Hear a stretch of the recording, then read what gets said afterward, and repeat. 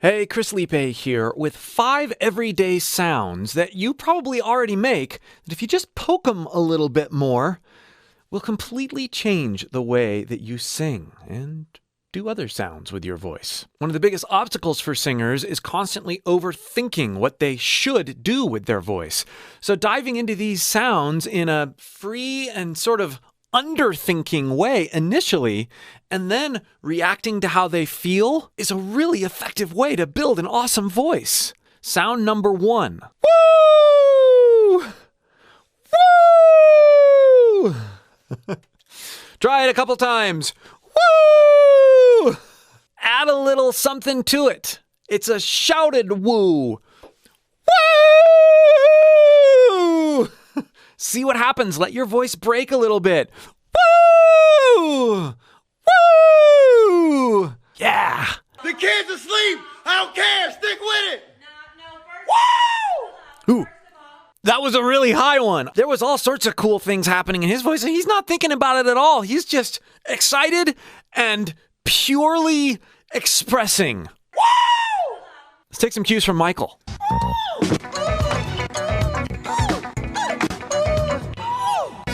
Right there.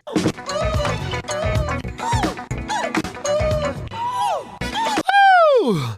You heard him slide down at the very end. He doesn't do it every time, but there's this really cool way that once in a while, he'll connect his normal chest resonance to those woos. This is valuable.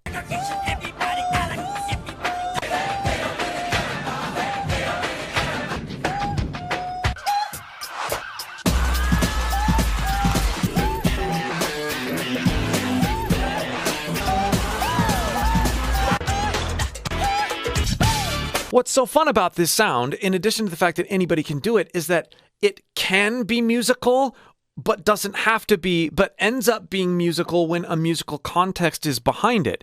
And so it's just this really free way of expressing with whatever context you're in, and it helps you loosen up your voice. Sound number 2. Huh? Huh? Let's think about this sound a little bit. Huh? Huh? Huh? Starts in upper chest, huh? And then goes up into my head voice without a break. Huh? Also gets softer and lighter as it gets higher, not more pushed or powerful as it gets higher. Like this. Huh? It's not that, which is what a lot of us do when we try to go higher when we sing. Instead, this is a It's you're just asking the You're asking that question, right? Listen to how this materializes very subtly in Benson Boone's performance at the Grammys. Is the man who stands to lose you. On Lose. Is the man who stands to lose you. Lou. He's not saying but he's going Lou. Hear how it gets lighter. It's grounded in chest voice at the start, but then as he goes up, I'm telling you, this stuff, you have this stuff. It's so musical in your voice. You just need to learn to listen to it, harness it, and then practice it unmusically, and then slowly start to musicify it. Listen to him again here. It's crazy how simple it is when you distill it down. Is the man who stands to lose you. To lose. Huh? You even hear that sort of corny twang thing happening a little bit right before it. He gets rid of it on that vowel lose. Is the man who stands to lose. Stands to lose. Stands to lose. And yeah, he's adding that beautiful vibrato in there. But ignore how he's singified it and just experience the basic sound for yourself. Huh? Maybe even say lose. Lose. You're practicing traveling way upward without the pressure of hitting a certain note, but also you're blending your registers there. lose, lose, lose, lose, lose, lose. It's kind of the opposite of woo, woo. Both of these sounds, we're just expressing and experiencing and doing all sorts of blendy, mixy, registery stuff. Now, these sounds are just the tip of an iceberg when it comes to exploring what freely developing new muscle coordinations does for your voice, for your singing voice. If you'd like to go way deeper with me in developing all sorts of new muscle memory coordinations, click the link below in the pinned comment or video description and join my free singing course. I'll help you pull things out of your voice you never knew were there by doing some pretty crazy and fun things. All right, sound number 3. I'm so angry! When we get to the point to where we've stubbed our toe, or we've hit our shin on the dishwasher, or we've walked into a door, all things that happen to me, I don't want to say semi-regularly, but maybe so. There's something happening here. I'm pent up. There's a pent up energy. What do you do when you are pent up? You're holding things back. In this case, you're holding air back, even though you're expressing in anger. So you're doing a couple things. You're pushing a lot of air up, and you're doing so from a low place. You're automatically supporting, and you're sort of reflexively holding air back to the point that there is grit. Now, when was the last time that you grunted or out of frustration and then coughed afterward? Probably doesn't happen very often. You're doing things in a natural, expressive way, though. You're not trying to make a specific sound. This kind of sensation is a very raw, yet true and pure form of vocal compression, which I discuss a lot on the channel. But because I'm not trying to go right to singing, I'm not doing anything that's awkward. I'm doing something that's very natural. Listen to how it materializes here. Give me fuel, give me fire, give me that which I desire. That which I desire! He's still not singing, right? Give me fuel, give me fire, give me that which I desire. Give me fuel. No, I'm mad. Give me fuel. No goals. I'm just expressing. Give me fuel, give me fire, give me that which I desire. This is the basics. What you need in terms of muscle coordination to start holding back air for vocal compression. And this gets way useful, way beyond this. Hey, hey. Start just like we've done with the other sounds and reverse engineer. Experience them in your mind and ask questions about how you could refine the sound. Again, still not singing, just, could I raise that sensation of frustration any more? What happens when I lower it? What happens when I raise it? What happens when I change my placement a bit? What happens when I go higher, higher, higher? Not necessarily in notes, but just an overall pitch disposition. So, yeah, okay, so I'm high and nasal and frustrated. So many possibilities come out with our voices when we're approaching our voice like this. The exasperated sigh.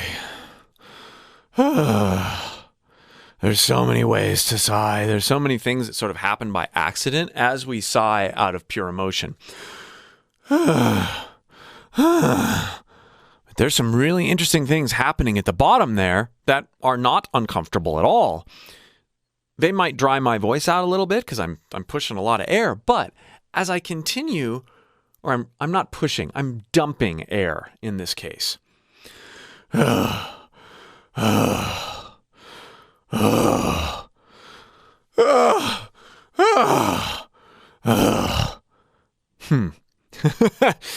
Now, if I follow that sensation of and add a bit more voice behind it, I get a very different distortion than what I was doing before.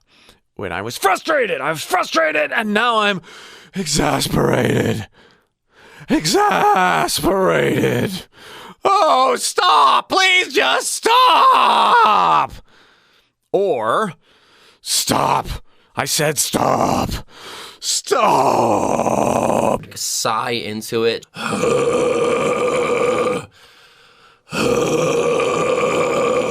Will Ramos, he's sighing, and he's catching the bottom of the sigh.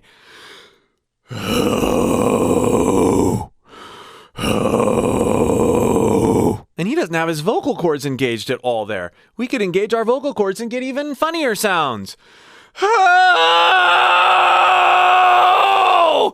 Oh! Oh! Oh! Oh! Combine the exasperated sigh with the aggressive frustration. Oh! No, no, no! Add a few notes that are comfortable for you.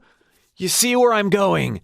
These sounds, if treated basically and completely outside of singing goals or artist aspirations, they will blow you up in the most best way with your vocals.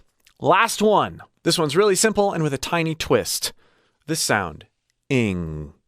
Like biking, crawling, singing. However, we're going to put a bit of a hard G on the end of it and then release out of it. Singing. Ing. Ing. Ing. Ing. Why does this sound so cool?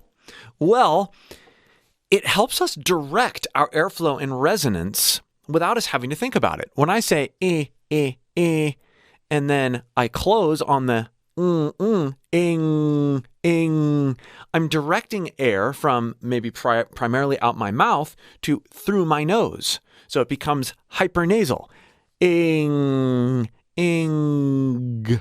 And as I introduce the g sound, I create this a little bit of back pressure, g, g, g, and then I release. Now I could release into another vowel. Singo, singo, singo. It's really interesting to do this and feel the air move around.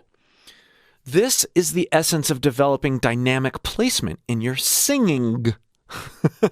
Listen to how Miles Kennedy does it.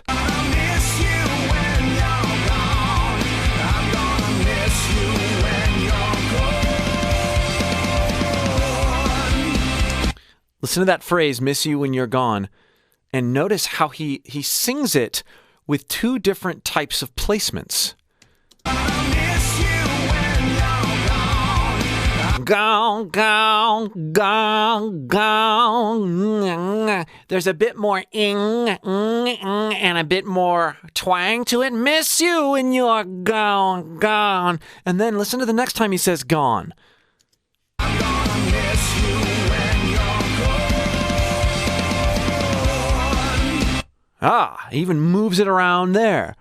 Gone, gone. One more time, listen. I'm gonna miss you when you're gone. Miss you when you're gone. I'm gonna miss you when you're gone.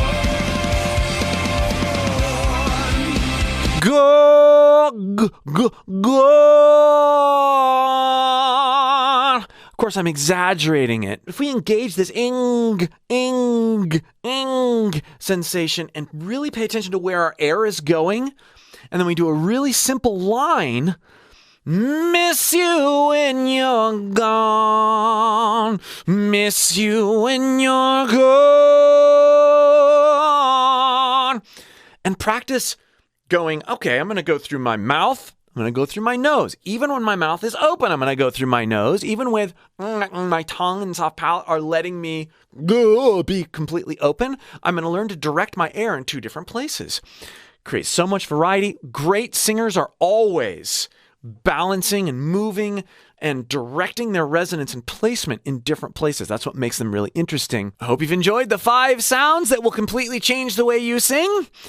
There are a lot more. If you'd like to go deeper with me, click that link below in the pinned comment or video description and join my free course. I will continue to show you how freely approaching your voice and doing silly exercises that create new opportunities to develop new muscle memories will blow the possibilities with your voice wide open. We'll see you there.